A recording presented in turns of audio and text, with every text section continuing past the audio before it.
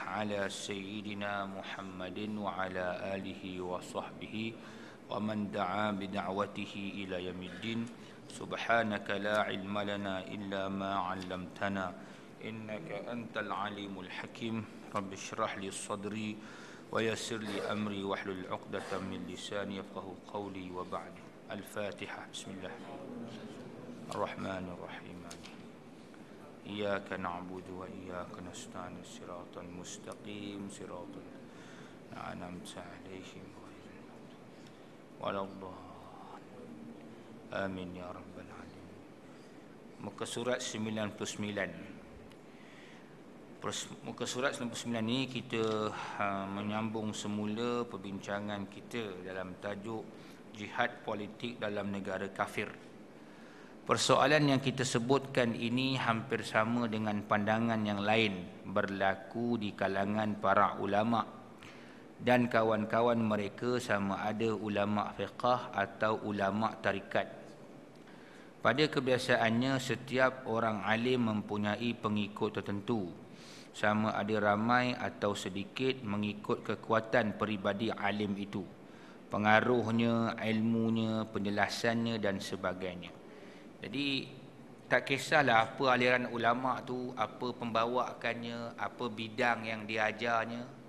Itu yang menyebabkan ada setengah-setengah mereka seolah-olah mempunyai pengikut tetap. Walaupun dia tak pernah pun tubuh geng dia sendiri, kena isi borang, tak ada. Tapi dia ada pengikut dia sendiri.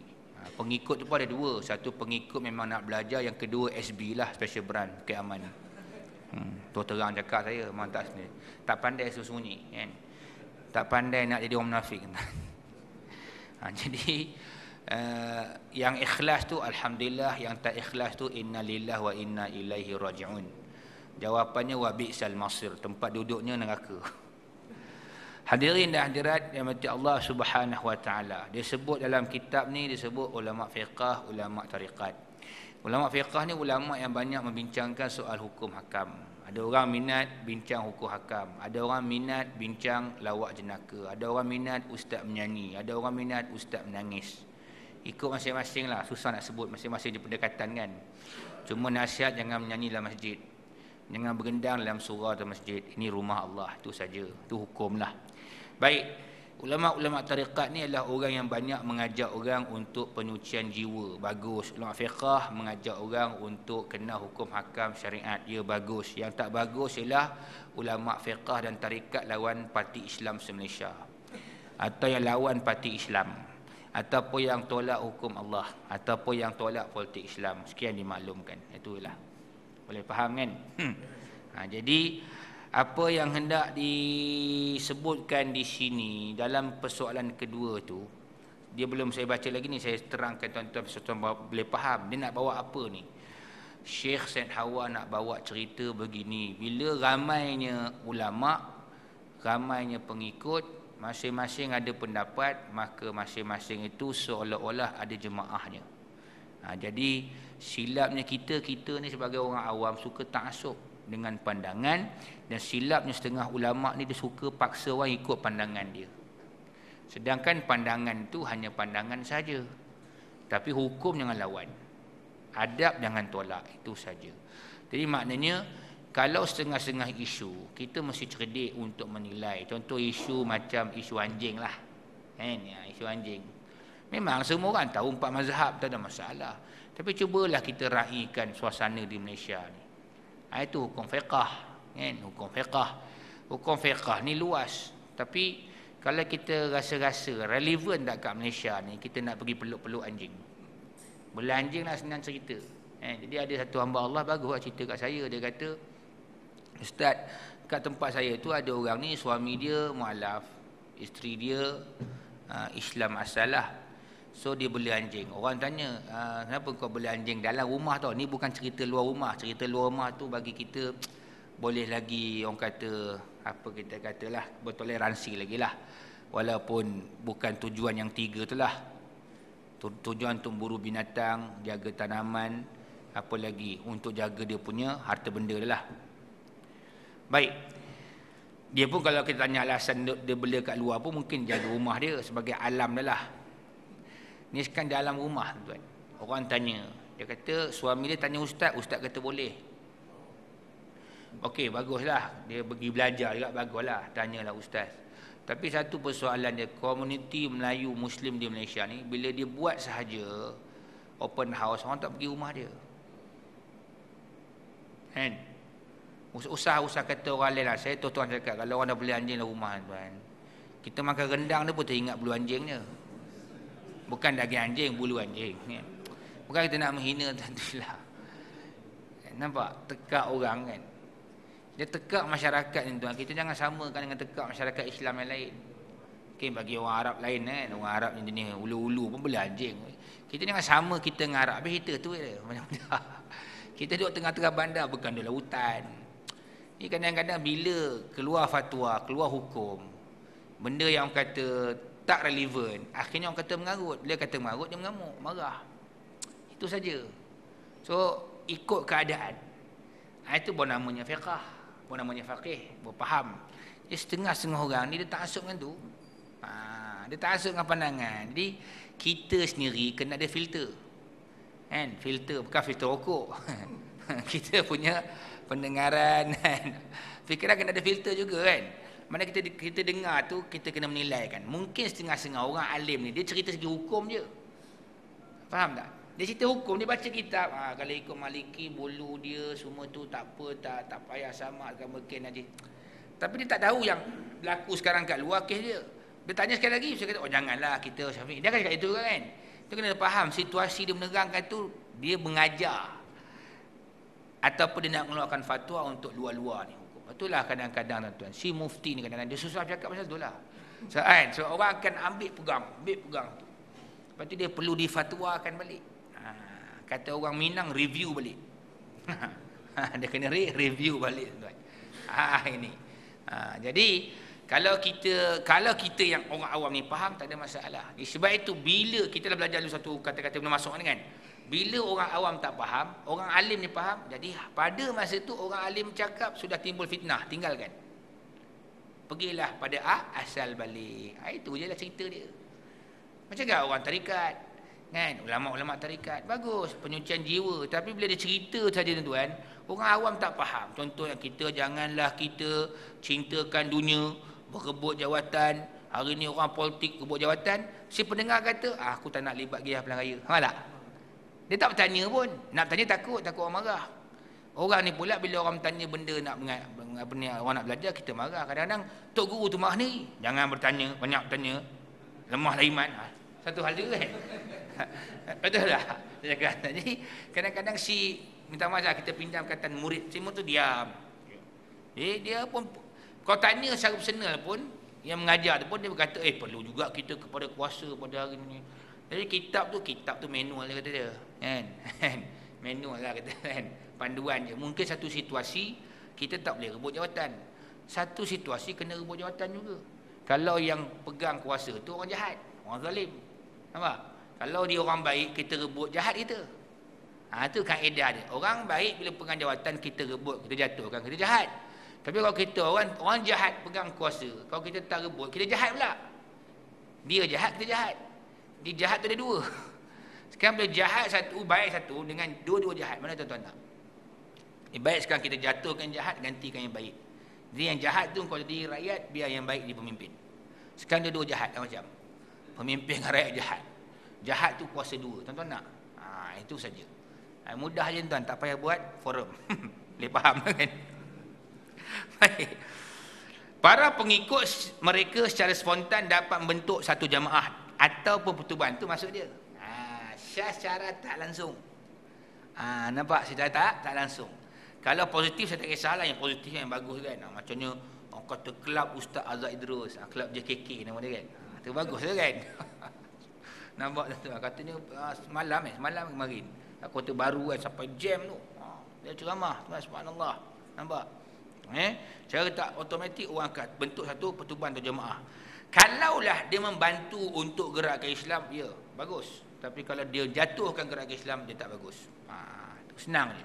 Dia nak membantu. Lepas tu kadang-kadang tuan-tuan, bila orang ramai pengikut ni, nak pula orang muda kan, dia mesti geng setugi pula ustaz ni orang tua suka ikut. Sebab dia suka nyanyi lagu orang tua kan. Jadi kan, mungkin dia ada dua grup tu kan. Dia ada muda. Unsur-unsur nak lawan grup yang orang muda ni, mungkinlah. Apa lagi? Buat video.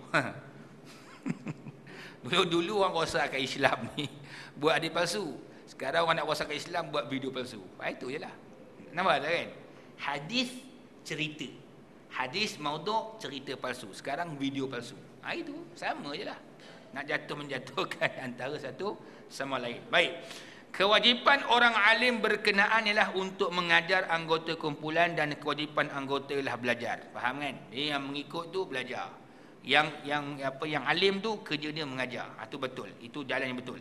Kita yakin dan percaya bahawa bila ada ilmu maka itu menunjukkan kemenangan kepada Islam. Nak tengok Islam menang macam mana tuan-tuan?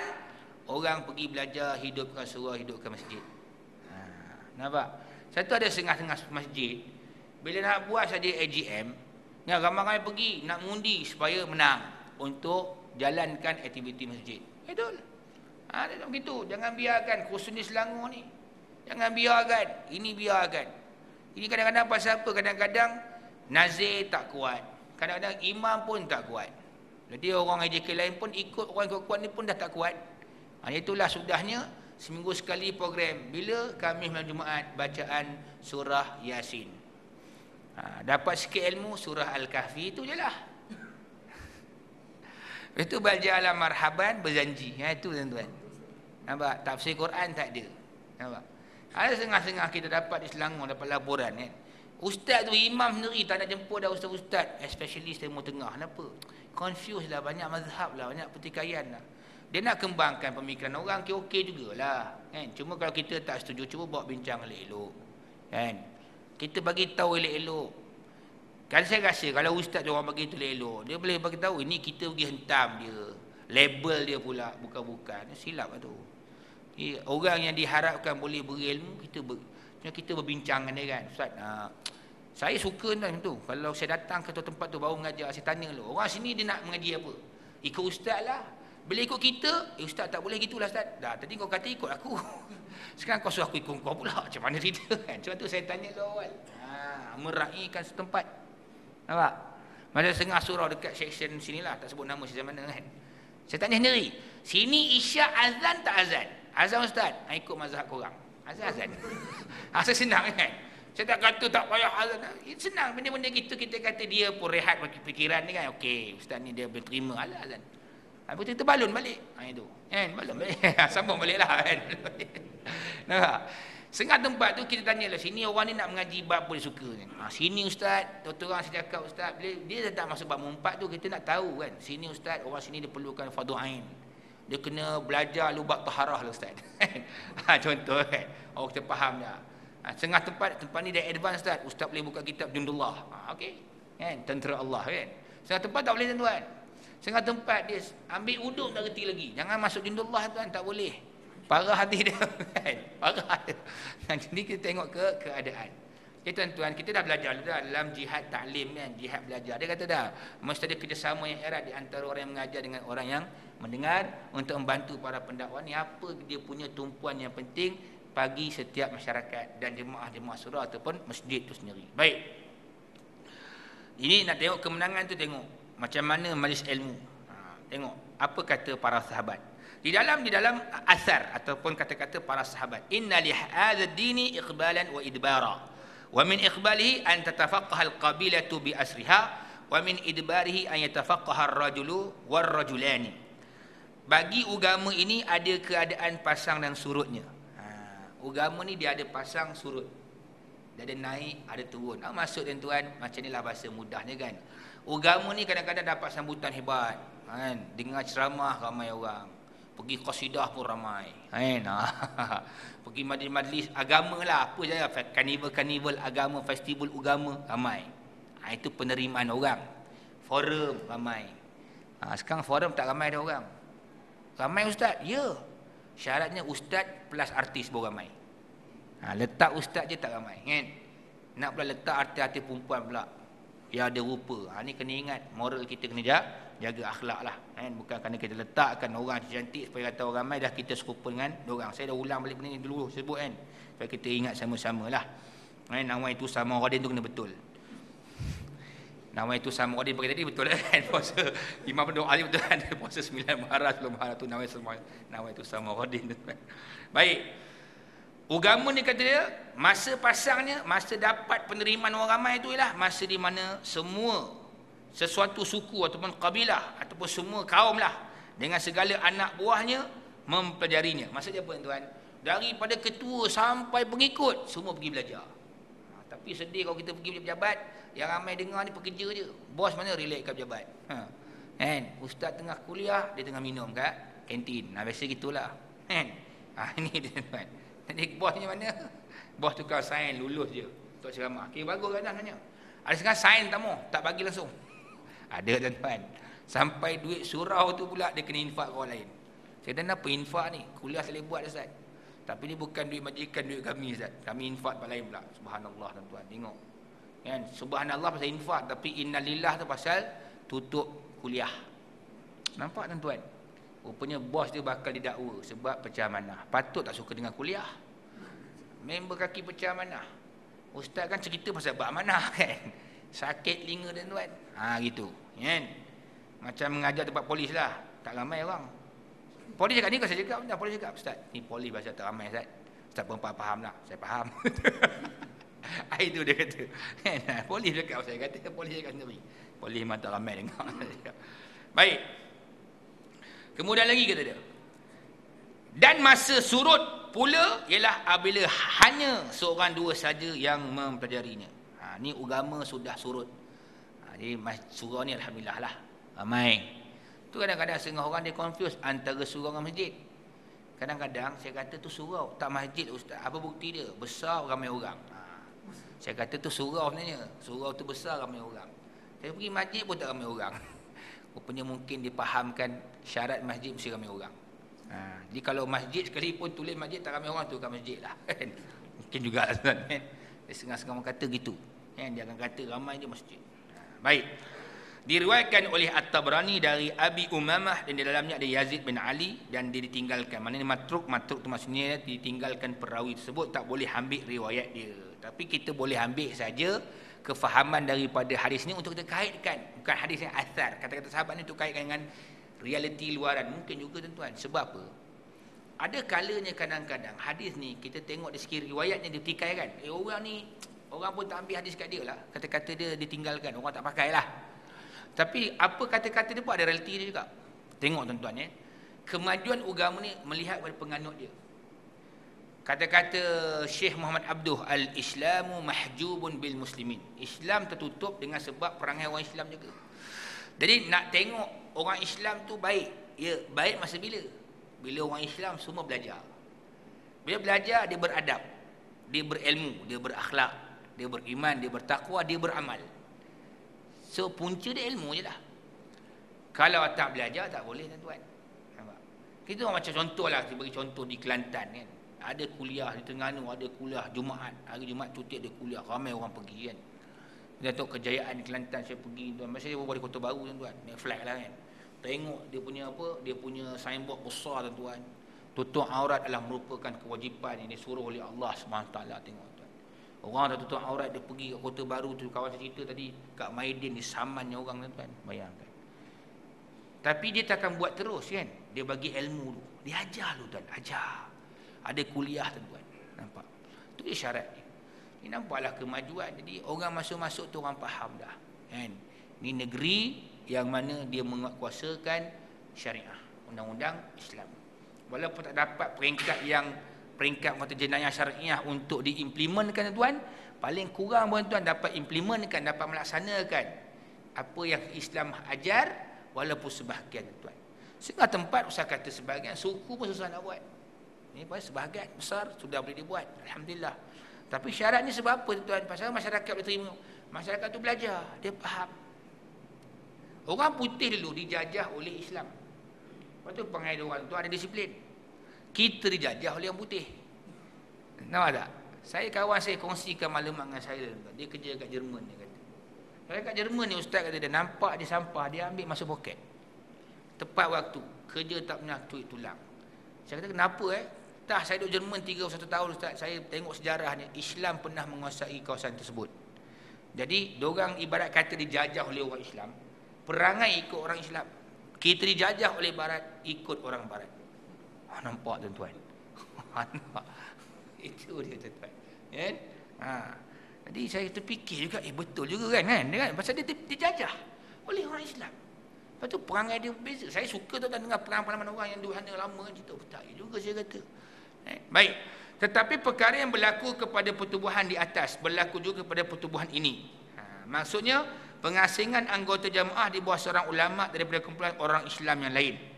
Golongan atau kumpulan yang menjadi pengikut seorang ulama mempunyai perasaan persaudaraan yang mendalam sesama mereka sehingga bentuk satu tubuh yang satu, kasih sayang sama mereka kerana Allah. Jadi kelebihan pula bila ada ulama, ada pengikut, jadi akhirnya dia bentuk secara tak langsung jamaah adalah perasaan kasih sayang. Anak murid dengan guru, anak murid sama anak murid. Macam itulah dulunya pertubuhan-pertubuhan, tengok ada namanya Al-Arqam kan, itulah. Asalnya bila ada Ustaz Syahari mengajar kan, orang ikut, dia kata mai kita tubuh satu pertubuhan nama Al-Arqam. Berapa tak berdaftar kan. Kita baru tahu kan, diharamkan dengan begitu mudah. Itu juga satu pertubuhan sebelum jadi parti, dia jadi persatuan dulu, macam Persatuan Islam Semelaya. Ataupun Persatuan Ulama Semelaya. Akhirnya jadi parti Islam Malaysia. Itu sejarah lah kalau kita baca dalam buku sejarah kemerdekaan tuan-tuan. Betul jugalah kalau kita lihat parti-parti yang lain. Jadi, tapi kalau ada sekarang tak boleh dah, cukup lah tu. Ni ada lagi nak buat baru lah, susah juga tuan. Susah juga. Pergi gatal-gatal tubuh yang baru. Dan kita ni dah bagi tahu dah. Kan, bila dah ada satu pertubuhan, dia dah satu pemimpin. Bila ada dua pemimpin, dua walak, tiga walak, empat walak, taat setia tu, dia dah jadi, bukan dah dual dah triple, quadruple tuan-tuan. Baik, persaudaraan kerana Allah adalah sebaik. Dan dia kata apa, terdapat banyak hadis yang memberi galakan demikian. Tetapi harus diingat bahawa persaudaraan sedemikian adalah atas dasar kesatuan umat Islam dan persaudaraan seluruh umat Islam. Kita nak supaya orang ni bersatu atas nama Islam. Bila kita ada ulama sebagai ketua, maka kita sebagai pengikut, kita kena faham, aku nak ikut kau pasal apa? Dasar kau Islam. Itu yang betul. Lepas tu silapnya bila orang menyokong sesuatu pertubuhan tu, diikut kerana orang, diikut kerana isu, diikut kerana marah dengan orang, diikut sebab dah tak laku dengan pertubuhan lain dah. Pertubuhan lain dah tak pilih dia sebagai JKK contohnya kan. Dia dah bengang kan, aku sokong kau. Inilah puak-puak ni lah besok bila dia tak faham, berlaku satu isu dia keluar. Hari ni saya ikhtiar keluar. Dia prinsip dia lalang. Kita cakap lalang. Dia tidak ada keteguhan. Lepas tu bila kita sebut je, kamu masuk pertubuhan ni untuk apa? Untuk sama-sama memperjuangkan Islam. Di samping tu saya boleh belajar. Kalau sekeliling saya orang baik-baik termasuk para ulama, kalau saya silap tolong betulkan. Itu dia. Tapi orang tak faham. Sebab tu kita nak orang faham. Orang faham sebab apa kita ada pertubuhan, ada jamaah. Islam ni dia tak lengkap, kata sahabat, la islama illa bi jama'atin. Islam tak lengkap melainkan dengan ada jamaah. Wala jama'ata illa bi qiyadatin. Jamaah tidak akan lengkap melainkan ada kepimpinan. Wala qiyadata illa bi ta'ah. Kepimpinan tidak akan sempurna melainkan adanya ketaatan. Maka sebab itu bila ada jamaah mesti ada pemimpin. Siapa pemimpin itu? Mestilah kalangan para ulama. Dan ada pertubuhan-pertubuhan ataupun parti Islam yang hebatnya sebab dia ada jamaatul ulama. Dia ada majlis syura dia sendiri, ulama sebagai kepimpinan yang memimpin, yang memimpin. Kalau katalah ada kesilapan, apa salahnya kalau kita beritahu? Bukannya kita menggugur, menjatuhkan, merosakkan, memecah belahkan. Sebab kita tadi kita belajar kitab ni kata apa? Kita bersatu atas nama Islam. Kita berukhuwah, bersaudara, mewujudkan persaudaraan pun atas dasar prinsip Islam. Nampak? Bila Islam dalamnya Quran dengan sunnah, ikutlah Quran dengan sunnah. Kalaulah kata kepimpinan itu sudah lari pada Quran dan sunnah, kita tukar saja. Tapi kalau lari pada Quran dan sunnah, kalau tak lari, tak boleh. Kita wajib taat. Ma aqama fikum kitab Allah. Selagi kamu melihat dia menjalankan hukum Allah, wajib dengar, wajib taat. Kalau kita lawan, kita berdosa. Kalau kita lawan, kita pula berdosa. Baik. Pada prinsipnya orang-orang Islam di satu badan yang bersatu. Itu kita nak. Jasad. Ada peranan mata, peranan mata. Peranan telinga, peranan telinga. Kita jangan menganggap sesuatu yang kecil, peranannya kecil. Itu badan kan? Kalau kita nampak dia kecil, dia ringan, peranannya besar. Mata, peranan besar. Kita anggap jemaah satu tubuh. Kan? Mata ni kecil, tapi penting. Cuba kau tak ada mata, buta. Telinga ni, lubang ni kecil je. Peranannya besar. Sebab apa? Dia mendengar. Lidah besar mana? Sekeping tu saja kan? Kan? Kau timbang beringan kan? Tapi peranannya penting kan? Bercakap, merasa makanan, menyampaikan. Dia terima je telinga, dia sampaikan. Matanya melihat, dia akan sampaikan. Lagi besar peranan tuan. Jangan kita pandang kecilnya saja, tapi kita lihat peranannya besar. Kepala, peranannya besar. Walaupun nak dibandingkan dengan badan, kepala kecil, tapi dia menyimpan maklumat, otak. Begitulah tuan-tuan, tangan, kaki, perut. Kesemua anggota-anggota ni ada peranan. Begitulah dalam jamaah. Begitulah dalam jamaah. Kita katalah, kita buat perumpamaan tuan. Kalau katalah mata kita gatal, siapa yang akan garu tuan? Tangan juga. Kita tenyih mata tu kan. Maknanya, kalau tak betul lah pada mata tu, kita betul kan? Ada orang kata, aku ni asyik gatal mata, nak pergi buang mata je, jumpa doktor. Kan? Ada tuan-tuan? Tak ada. Pergi buang, pergi kedai potong, cari yang lain ada. Kan? Spare part kereta boleh kan? Boleh dah rosak, dia kedai potong ganti baru. Mata tak ada. Tak ada yang kata klinik potong dia. Apa itu cari barang spare part mata, apa saiz, berapa umur kan? Nampak tuan-tuan faham kan? Itu dia. Macam itulah kita dalam satu jasad, satu tubuh tuan-tuan. Begitulah satu jamaah. Itu yang kita kena dapat. Masing-masing kena ada peranan. Mata tak boleh salahkan kaki, kaki tak boleh salahkan sang mata. Dia kena bekerja sama-sama. Tapi kena ingat, siapa yang akan mengarahkannya. Itulah kalau kita belajar dalam hadis Nabi, kita boleh hadis senang. Hati itu sebagai raja kan. Itu yang hati itu kena bersih. Bila hati tak bersih, maka itulah yang akan menjadi kekotoran bawa pada kekeruhan bawa pada perpecahan dan pergaduhan. Mereka adalah menjadi bersaudara untuk mencapai satu matlamat yang sama. Bila katakan hati itu, dia ada pegang niat. Nak menentukan, katakan kau nak ke mana? Nak ke masjid. Kaki, tangan, kepala semua ke masjid. Ada tak manusia tuan, dia pergi ke masjid, mata tinggal kat rumah? Tak ada kan? Yang tinggal cuma mata je. Cuma mata. Alah, orang nak ke masjid, aku tinggalkan telinga sekejap lah. Kenapa? Malas dengar ceramah. Telinga tak boleh pisah, dia bawa sekali. Gitu. Jadi gitulah kita tengok. Hati ni kepimpinan. Dia ada niat dia, nak bawa ke mana, kita kena ikut sekali. Tapi dia kena faham juga. Kalau niat tak betul lah. Maknanya, jamaah ni, dia ikut pada ketua dia. Di mana dia nak bawa. Baik. Kita cerita isu yang lain lah. Contoh lah. Tapi isu yang sama, jemaah lah. Tapi dia lain sikit kita bawa. Kalau lah si ketua tak ada kepentingan. Nak rosakkan ahli dia. Nak supaya ahli dia percaya dengan dia 100%. Sampaikan dia kata dia jumpa Nabi pun percaya. Itu dah ada nawai itu yang teruk. Yang dah tak betul kan. Saya percaya dengan dia. Habislah. Saya nampak Nabi 10 kali sehari. Agak macam mana tuan? Kan? Jadi kita nampak dah. Oh, dia nak bawa orang supaya rasakan dia ni wali. Padahal bukan wali je.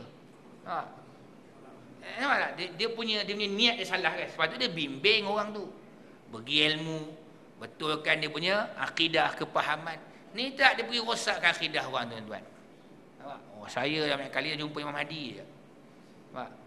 Betul, akhirnya bila dah pengikut tuan-tuan, dia dah mula taksub, nanti dia kata, pemimpin aku tak mati, dia hidup lagi. Aku jampak dia, roh dia. Dah mula mengarut. Itu dia. Dia kata betul kepimpinan tu. Bila dah silap, macam saya cerita tu kan, tu bila saya dulu dalam Arkam, dia ingatlah, dia dah pecah dua dah mula-mula. Kita dah budak, tak tahu. Cakap, kenapa orang kau kuat dah pindah masuk sekolah pondok? Dulu masa saya dulu Arkam, dia hentam semua pondok. Pondok ni ilmu ada Syekh, tapi tarbiyah tak ada Syekh. Kita alhamdulillah Syekh, ilmu tak ada, tapi tarbiyah kita kuat. So, bagus juga. Kita tak asuk mula-mula kan. Tapi fikir-fikir balik, dah besar sikit, dah cerdik sikit, buat orang cerita. Kan? Dek, kita ni kalau nak ikut Islam, kepimpinan kena betul. Kalau sampai akidah dah boleh rosak, baru kita faham, oh akidah boleh rosak ke? Boleh. Kita dah percaya benda-benda khurafat. Jadi maknanya nawai itu kepimpinan tu kena betul. Ni cerita pasal jemaah Islam. Tapi kalau jemaah sekular jangan ikut lah. Itu memang tak betul pun. Ni ikut buat apa? Dah tahu dah ada satu pertubuhan kebangsaan. Memang tak masuk book dalam cerita kitab ni tuan. Yang itu memang jangan ikut langsung. Jangan ikut langsung. Kau dah nampak dah paksi dia sekular, paksi dia kebangsaan, itu memang confirm sesat. Syekh Said Hawa dah masuk kategori di kumpulan sesat tu. Jangan kita dah ikut. Jadi sebab itulah kena faham. Kena faham apa yang kita ikut. Besok dekat hari akhirat Allah akan tanya kita tuan-tuan. Sebabnya mata kita, hati kita, telinga kita, semua anggota ni Allah akan tanya. Wala taqfu ma laysa laka bi'ilm. Nampak? Inna sam'a wal basara wal fuada kullu ulaika kana anhu mas'ula. Kamu jangan ikut sesuatu benda yang kamu tidak tahu. Kerana apa? Pendengaran kamu, mata kamu, hati kamu besok di hari akhirat ditanya oleh Allah Subhanahu wa taala. Maka sebab itulah kita ni, saya ulang balik lah, kena ada filter tuan. Kena ada filter. Dan saya habiskan sikit lagi sebab 103 sikit. Namun demikian apa yang berlaku adalah sebaliknya. Umpamanya dalam sebuah negeri ada 10 orang ulama, anda akan dapati ada 10 badan, tengok. Kan?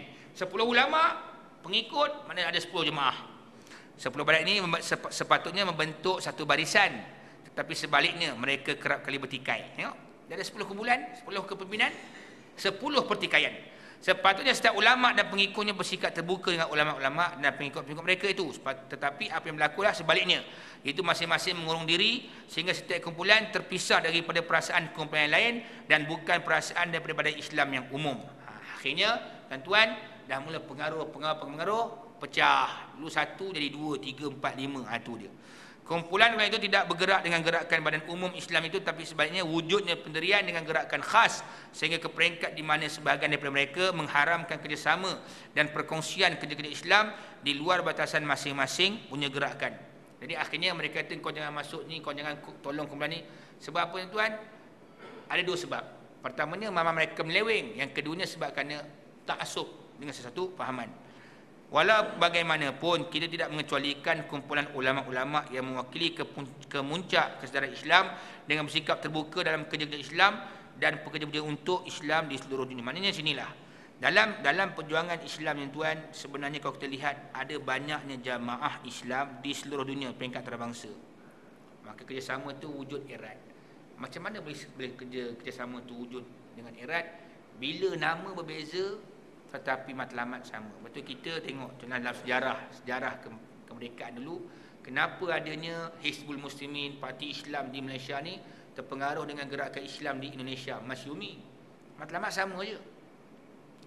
Jamiat Islami di Pakistan, Ikhwan Muslimin di Mesir dan gerakan kaum muda di Mekah. Dia main peranan juga tu, main peranan. Dia bukan peranan kaum muda di Mekah tu kita ambil semua, saya tak. Kita ambil peranan dia membida'ah orang, tidak. Kita ambil peranan dia cuba mencuci balik pemikiran orang Islam, khusus tanah Melayu, jangan ada unsur-unsur khurafat. So gerakan ini tadilah menyebabkan kita wujud, maka kita kata kerjasama tu dah ada sebab matlamatnya sama. Akhir sekali matlamat dia nak menegakkan sebuah daulah Islamiah. Lepas tu ada setengah jamaah kita tak boleh kerjasama dengan dia sebab dia tak nak langsung daulah Islamiah ni. Dia kata negara tak penting Ustaz, yang penting kita ada masjid, orang semayang Ustaz, orang zikir, orang kemulan perdana Ustaz, insya-Allah. Dia ingat Islam sekadar tu saja. Semayang, qiyamul perdana, majlis zikir tak. Kita nak matlamat Islam tu yang berkuasa. Wa qatiluhum hatta la takuna fitnatun wa yakuna ad-dinu lillah. Perangilah orang kafir yang memerangi Islam, memerangi kamu, sehingga kata dia 2 perkara tak berlaku dah. Tak ada gangguan, tak ada orang Islam, dan sehingga agama itu berkuasa. Saya mentafsirkan cara mudah je ayat tu. Kalau baca satu-satu mau tak faham orang kan, kita baca itu dia. Kan, wallahu a'lam bissawab. Cukuplah hanya sekadar saja untuk melanjutkan. Terima kasih tuan-tuan dapat tunggu walaupun lepas isyak tuan-tuan. Sebabkan tuan-tuan saya dah laju buat kereta tapi kena tahan polis. Bukan tahan saman tak tuan. Dia suruh ke tepi dulu sebab VIP nak lalu. Sehingga saya ada VIP, dia punya ada VIP lagi tuan. Tu dia. Jadi bila kita nak laju, dia tahan, tak apalah. Nak lagi dia tahan. Saya banyak kali kena tu tuan. Dia katalah kita pun tahan juga kan. Sebabnya pemimpin didahulukan. Kalau rakyat didahulukan, dia lepaskan rakyat dulu. Pemimpin kemudian. Tu kan kalau betul kan. Tak nak macam mana. Slogan dia rakyat didahulukan, rupanya pemimpin didahulukan, rakyat dikemudiankan. Tengok VIP lalu kan, kita tepi. Ni kita pun ikutlah. Kan kalau lawan kan teroris belakang. Jadi tuan macam biasa tuan, siapa yang ingin untuk memulakan bantuan, boleh tuan untuk sekolah kami. Dan tuan sekolah kami alhamdulillah 24 bulan insya-Allah skedul kami akan balik ke Yaman. Dan bangunan sudah baru disewa tuan. Alhamdulillah dapat harga pun sama yang dulu juga. Alhamdulillah berkat doa tuan-tuan lah. Dan juga bantuan daripada pihak kedutaan yang mahu lihat sekolah kami terus beroperasi. Kami kalau ikut nak tutup tuan. Takut bimbang kan kita bawa anak orang. Tapi kedutaan kata jangan tutup. Kedutaan kata sewa bangunan dekat kawasan kedutaan, apa-apa kita jaga. Sebab polis dengan askar jaga. Ya, alhamdulillah.